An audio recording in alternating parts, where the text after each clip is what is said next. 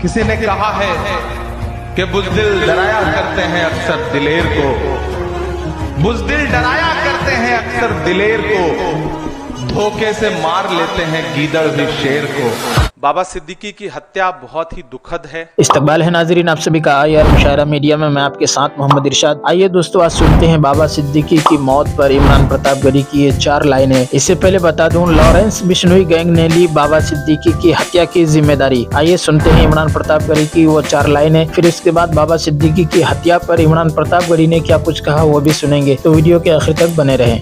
किसी ने कहा है कि बुज़दिल डराया करते हैं अक्सर दिलेर को, बुज़दिल डराया करते हैं अक्सर दिलेर को, धोखे से मार लेते हैं गीदड़ भी शेर को। बुज़दिल डराया करते हैं अक्सर दिलेर को, धोखे से मार लेते हैं गीदड़ भी शेर को। बाबा सिद्दीकी की हत्या बहुत ही दुखद है।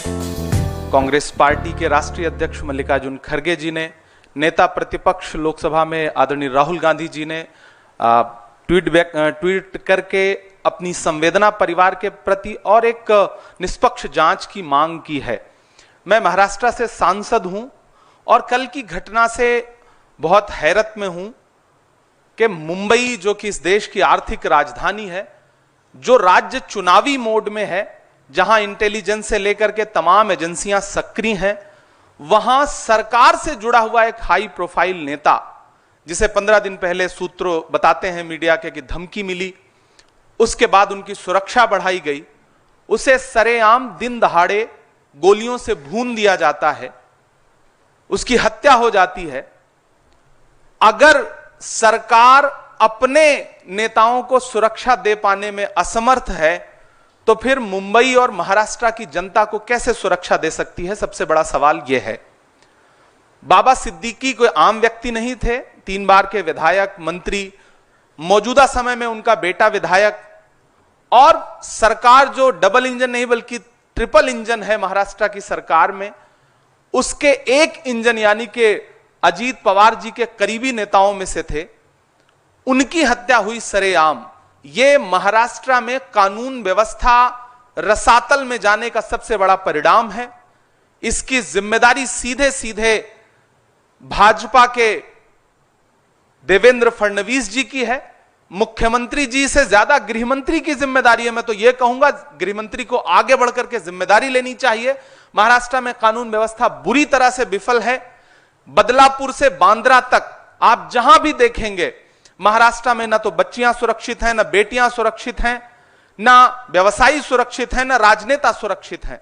महाराष्ट्र पूरी तरह से कानून व्यवस्था के नाम पर कोलैप्स हो चुका है, जिसका जिक्र राहुल गांधी जी ने भी किया है, मल्लिकार्जुन खड़गे जी ने भी किया है। हम कांग्रेस पार्टी की तरफ से एक निष्पक्ष जांच की मांग करते हैं, पारदर्शी जांच की मांग करते हैं, ताकि अलग अलग कहानियों के बजाय जो सच्ची बात है वो निकल करके सामने आ सके और जो इसके दोषी हैं उन्हें सजा मिल चुके। उस दिन इस तरह की घटना होना, हत्यारे रेकी करते हैं, रेकी करने के बाद हत्या करते हैं, खुलेआम चैलेंज करके हत्या करते हैं। यह सरकार के इकबाल पर गोली चलाई गई है, कानून व्यवस्था के इकबाल पर गोली चलाई गई है और अंततोगत्वा हत्या हो गई। पुलिस रोक पाने में नाकाम रही। तो मुझे लगता है कि महाराष्ट्र के गृहमंत्री को जिम्मेदारी लेनी चाहिए, उन्हें इस्तीफा देना चाहिए। महाराष्ट्र की जनता यह कह रही है और कांग्रेस पार्टी की तरफ से हम यह डिमांड करते हैं कि एक निष्पक्ष कमेटी बनाइए, जांच, जल्द से जल्द जांच रिपोर्ट महाराष्ट्र के सामने, देश के सामने आए, ताकि महाराष्ट्र के लोगों का डर खत्म हो। आइए दोस्तों, दवाए दिल किताब से कुछ बातें सुनते हैं। बसारत और बसीरत का फर्क देखिए, एक होती है बसारत और एक होती है बसीरत। बसारत कहते हैं आंखों की बीनाई को और बसीरत दिल की बीनाई को कहते हैं। आज हमारे पास बसारत तो मौजूद है, लेकिन बसीरत से हम लोग महरूम हैं। तो जैसे आंखें अंधी हो जाती हैं, ऐसे ही दिल भी अंधा हो जाता है। देखिए, कुरान अज़ीमुश्शान में अल्लाह रब्बुल इज़्ज़त ने नूह की पूरी कौम को फरमाया, इन्नहुम कानू कौमन अमीन, के अंधी कौम थी। 1000 साल तक उनको अल्लाह रब्बुल इज़्ज़त की तरफ बुलाया गया और फिर भी वो हकीकत को न पहचान सकी। लिहाजा फरमाया वो अंधी कौम थी। मालूम हुआ कि अल्लाह रब्बुल इज़्ज़त की नज़र में भी अंधापन दर हकीकत दिल का अंधापन है। फरमाया वमा कान फी हाज़िही आमा फहुवा फिल आखिरति आमा व अज़ल्ल सबीला। ऐ अल्लाह, दुनिया में मैं तो बीनाई वाला था, तो मालूम हुआ कि जो इंसान अल्लाह के अहकाम पर अंधा बना रहे, अल्लाह रब्बुल इज़्ज़त की नज़र में वो अंधा हुआ करता है। तो दिल का अंधापन अल्लाह रब्बुल इज़्ज़त की नज़र में ज़्यादा बुरा है। कुरान मजीद की एक आयत में अल्लाह ताला फरमाते हैं लहुम कुलूब यअक़िलून बिहा, ऐ काश उनके दिल होते जिनके ज़रिया वो समझते, औ आज़ानु यस्मऊन बिहा, उनके कान होते जो हिदायत की बात सुनते, फ़इन्नहा ला तामल अबसारु, और आँखें अंधी नहीं होती, वलाकिन तामल कुलूबुल लती फ़िस सुदूर, ये तो सीनों के दिल अंधे होते हैं। इस दिल को जिंदा करने की ज़रूरत है। दिल कब सख्त बनता है? जब ये दिल संवर जाए, फिर उसमें अल्लाह रब्बुल इज़्ज़त की मोहब्बत भर जाती है, फिर उसकी कैफियत ही कुछ और होती है।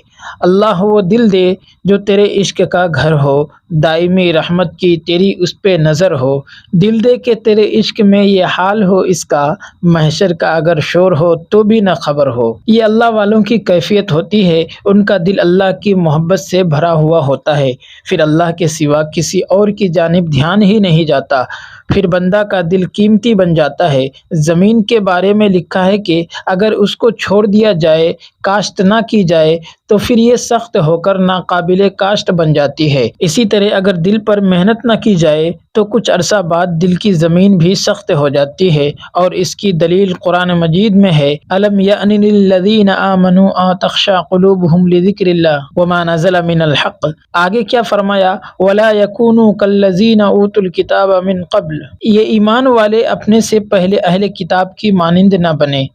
फ़ताल अलैहिमुल अमद फ़क़सत क़ुलूबुहुम, उन पर गफलत की तवील मुद्दत गुजर गई, इसके नतीजा में उनके दिलों को सख्त कर दिया गया। तो जब इंसान एक लंबा अरसा अल्लाह रब्बुल इज़्ज़त से गाफिल होकर गुनाहों में गुजारता है, तो अल्लाह ताला दिल की ज़मीन को सख्त कर देते हैं।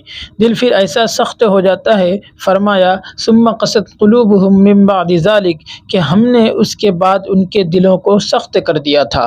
फ़हिय कल हिजारती, वो पत्थर के मानिंद हो गए, औ अशद्दु क़स्वा, बल्कि पत्थर से तो चश्मे जारी होते हैं। व इन्न मिन्हा लमा यशक़्क़ु फ़यख़्रुजु मिन्हुल मा, पत्थर फटते हैं फिर उनमें से पानी निकलता है। व इन्न मिन्हा लमा यहबितु मिन ख़शियतिल्लाह, और बाज़ ऐसे पत्थर होते हैं कि अल्लाह के डर व खौफ से काँप उठते हैं। ए इंसान, जब तेरा दिल सख्त होता है तो अल्लाह रब्बुल इज़्ज़त की जलालत शान से नहीं काँपता, ये पत्थरों से भी पड़े पार हो जाता है। दोस्तों, वीडियो के आखिर में आपसे गुजारिश है, अगर वीडियो पसंद आई हो तो वीडियो को लाइक कीजिए, और चैनल में पहली बार विजिट किए हैं तो सब्सक्राइब करके बेल आइकन को प्रेस कर दें।